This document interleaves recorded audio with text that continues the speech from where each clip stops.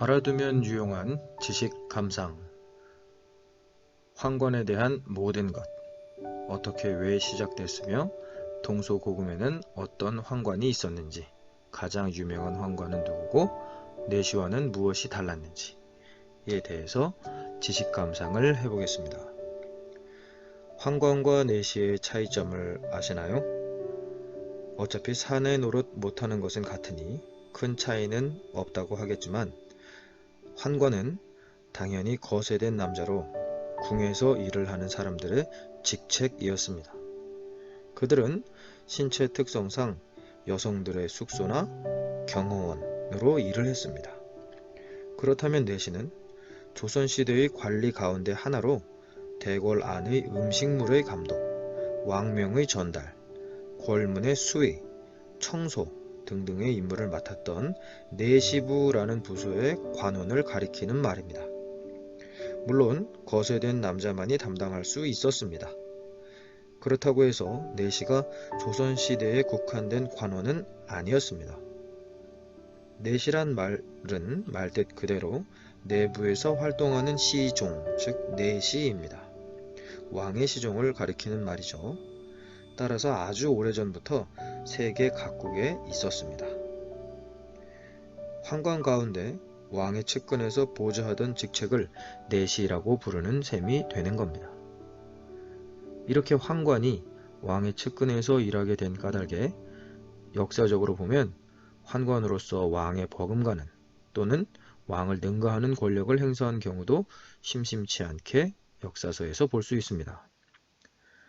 그 대표적인 예로 유명한 진시황의 나라, 진나라의 역사에 있습니다. 진시황을 보좌하던 환관, 조고라는 사람은 진시황의 제위를 받들어 맏아들 부소에게 넘기라는 진시황의 유언을 무시하고 둘째 아들 호해에게 제위를 넘긴 후 맏아들 부소를 죽이고는 권력을 차지하고 농단하기에 이릅니다. 이렇게 일개 황관에 의해 권력이 좌우되는 상황을 맞이하는 중국 최초의 통일왕국 진은 결국 15년 만에 통일제국이 멸망되는 운명을 맞이합니다. 자, 황관이 되는 방법은 세 가지가 있습니다. 선천적으로 불구인 경우, 고용을 조건으로 거세당하는 경우, 형벌을 받고 어쩔 수 없이 되는 경우가 있습니다. 가장 유명한 황관으로는 누가 뭐라 해도 불후의 역사서죠. 사기의 저자 사마천입니다. 멀쩡한 사관이었던 사마천은 그 유명한 이릉의 화를 당하게 됩니다. 즉 흉노족에게 항복한 이릉 장수를 변호하다가 왕의 노여움을 사서 형벌을 받은 것입니다. 죽음을 택하겠느냐, 거세를 택하겠느냐, 아니면 벌금을 내고 자유인이 되겠느냐 하는 갈림길에 섰지만 선비로서 벌금을 내고 자유인이 되어야 하는 것이 마땅하나 그만한 돈은 없었고 굴욕을 당하지 않고 죽음을 선택하기에는 자신에게 남겨진 선대 부친의 유지가 있었습니다.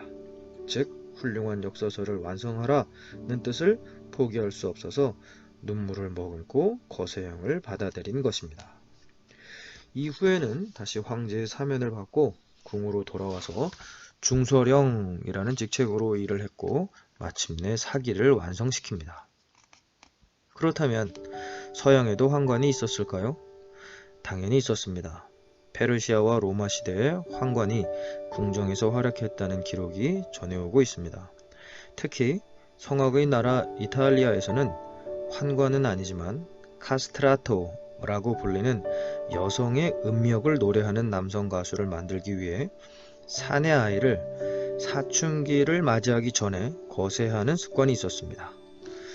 이는 여성들이 교회에서 노래하는 것이 금지되어 있던 시절의 산물입니다.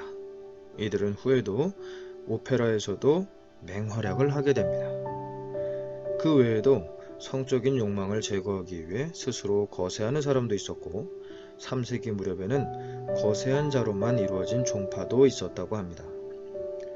한편 중국에서는 초기에 궁형, 즉 거세형을 받은 자들을 주로 황관으로 채용했는데 수나라 때에 궁형이 폐지되면서 민간 지원자를 채용하기 시작하게 됩니다. 그러자 가난한 집안에서는 자식을 환관으로 만들기 위해 온갖 노력을 기울입니다.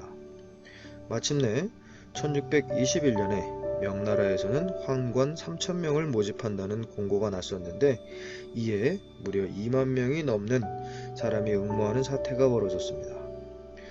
너무 치열한 경쟁에 분노한 응모자들은 시위를 했고 정부에서는 채용 인원을 50% 늘려 4,500명을 선발하게 됩니다. 그러나 이후에도 남겨진 자들에 의해서 노숙하면서 정부를 압박하게 되는 웃지 못할 결과까지 있게 됩니다. 알아두면 유용한 지식 감상. 오늘은 환관의 모든 것에 대해서 알아봤습니다.